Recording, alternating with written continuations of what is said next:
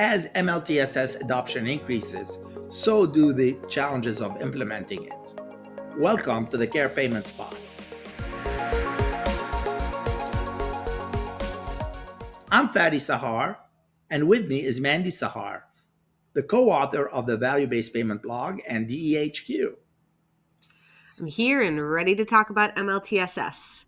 Before we get started, just to review, the goal of the Care Payments Pod is to have a quick hitting but informative discussion about healthcare payment models to ensure consumers have the best access to information possible. So as we get started, let's set up the context of what we want to talk about today. What is MLTSS and why is it growing? Well, MLTSS are the coordinated services for people with disabilities, and they are designed to support people in the community. So these are the services that guarantee the ability to access those supports for people with physical disabilities, older people, and people with intellectual disabilities to be able to sustain their life at home. We also know that one of the characteristics about recipients of MLTSS is that they tend to be disabled and poor. And because on Medicaid, obviously, they have to meet some standards of their ability to live in the community. However, the M in in LTSS is the managed aspect. It's when the states are delegating to the organizations to administer these very complex programs in the community. Today, we have over 23 states that are applying this, and there are 11 states that are using MLTSS for individuals with intellectual disabilities. A very vast number of people are receiving these services today. Yeah, I mean, that's half the country or more. So as this growth happens, how does it stabilize? What are some of the challenges that we see, with that growth? So, as you might expect, and especially with all that's going on in the news today, eligibility is a very key aspect of what stabilizes managed long-term services and supports. So when you think about it, the way we look at eligibility has two significant components. One component is the person's ability to earn and support their life on their own. So there is a multiplier of the federal poverty level that is applied to eligibility, and that differs by state. Additionally, every state establishes a level of disability that makes an individual eligible to receive these services. Sometimes they might be measured by cognitive measures. They might be measured by number of ADLs and AIDLs that the perfect person can perform by themselves. The second key challenge after eligibility is the standardization. So when you look at the ability to identify people who need these services, we find that different states employ different tools to identify how a person can best be supported and independent at the same time. So we find some tools that help measure the level of support. But there's a great disparity across states. I'll give you an example. In one state that we're very familiar with, the average plan to support a person in the community is 42 hours. That same person going through the evaluation in another state would receive only 18 hours. So Wow. this vast level of disparity is a significant issue that we need to try to address. And finally, one that we're all facing is how do we identify the right workforce, a workforce that's able to work with these highly vulnerable individuals and be present for them as they need it. There's a lot of variables that you're talking about there. I mean, between eligibilities, workforce, and just thinking about what do they actually need versus what standard is set, is that variability can cause a lot of challenges, I can imagine. So as it grows, what are the key workforce issues and solutions specifically? So the first one has to do with training. We do not have any standardized training for the people who support individuals with disabilities. Whereas we have a lot of physical health training expectations for nurses and CNAs and physical therapists and occupational therapists. For people who come in and perform a home health aid activity, or who come in and perform a DSP activity for a person with intellectual disabilities, there's a lot of training out there, but it's not equal, it's not accessible on a universal basis, and it doesn't attract people because they don't see a ladder. Most young people who are working for somewhere less than $20 an hour want to think that there's a future they can grow into. So we tend to have a workforce that is transient, turns over at a very high level. The second key aspect is quality.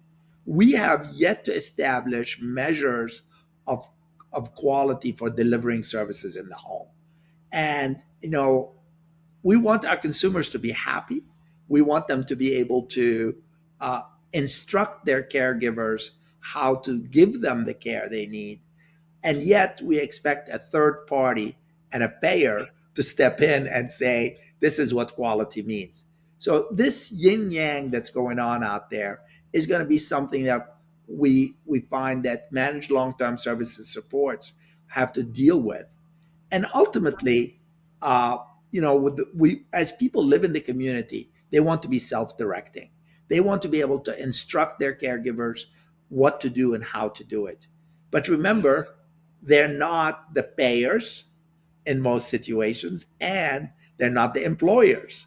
And so this balance of being able to bring together a qualified, well-trained, motivated workforce balanced with the quality that the MCOs want to deliver, and the need for the consumer to be self-directed start to really tug against each other.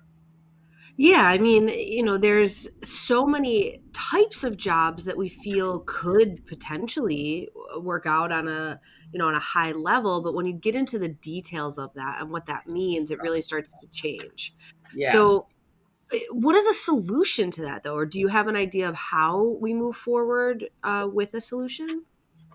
Well, there are many solutions. Obviously, we're all making uh, a very strong stand to support the individuals in the community. I want to think about how some states are approaching it. And you see, because the state is the manager of the or the director of the Medicaid service, they're the ones that establish the guidelines of how these move forward. However, as you and I have said, and a number of these pods, you've seen one state plan, you've seen one state plan, right? You don't, they tend to be very varied. So, Yeah. first of all, we are finding a new states that are innovating by creating better guidance for managed care organization. They're Mm. instructing the managed care organization about how to create training programs, how to create ladders for their employees, and how to motivate providers through value-based payments. Really impressed recently, the state of Florida, for example, published their new contracts, and in it, it instructed the MCOs how to structure their value-based payment programs. So the MCOs had to go back and fit into the constructs while balancing these other goals. We're also finding that as these designs are improving, everybody's starting to create more collaboration. So as complexity is occurring, the balance comes from introducing strong guidelines, but also allowing innovation to take place. Right. I mean, don't reinvent the wheel, right? If there's success somewhere, Can we learn from that success, grow on that success versus coming up with a whole new plan state to state? I mean, that's the goal. We could all hope for that, creating more standardized, high level tools and assessments that, that people can benefit from, consumers can benefit from. So as advocates, we've always supported that consumer choice, to live in their community instead of facilities. I mean, you can go back to some of our original, advocacy perspectives in the VBP blogs, and that's the main focus. So how is transitioning these consumers part of what makes the challenges we discussed more focused, and what are some of the solutions? Well, first of all, we are going to continue to advocate for people to decide where they want to live and how they want to live. And the vast majority choose to live at home and get support services at home. So we want to continue to support that. But we also need to support some of the programs that are already out there. The concept of money follows the person is a very strong one that actually supports people, and the amount of money that the states and the federal government spend on them, whether they're in a nursing home or in the community. Nursing homes tend to be much more expensive. And so when we allow a bridge of money follows the person to allow people to transition safely into the community, we find that these programs are very essential.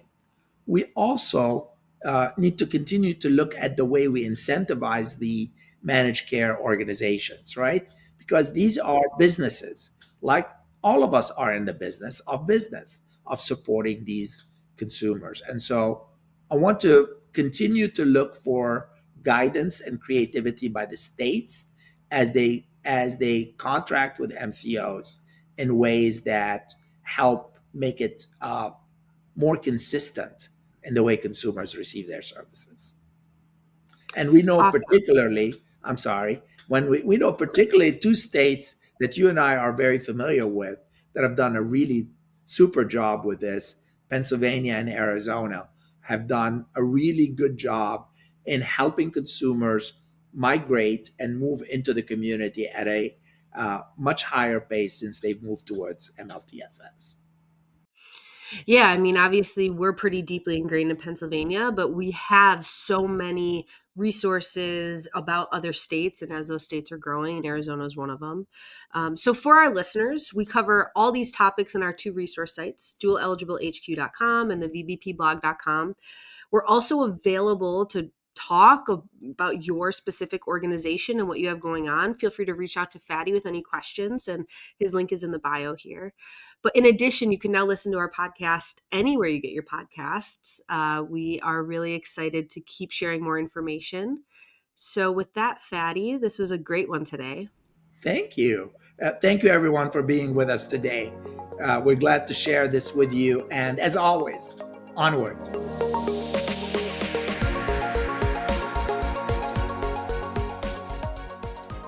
The Care Payments Pod is brought to you by XtraGlobex. XtraGlobex is a strategic consulting firm that works with companies that are at an inflection point.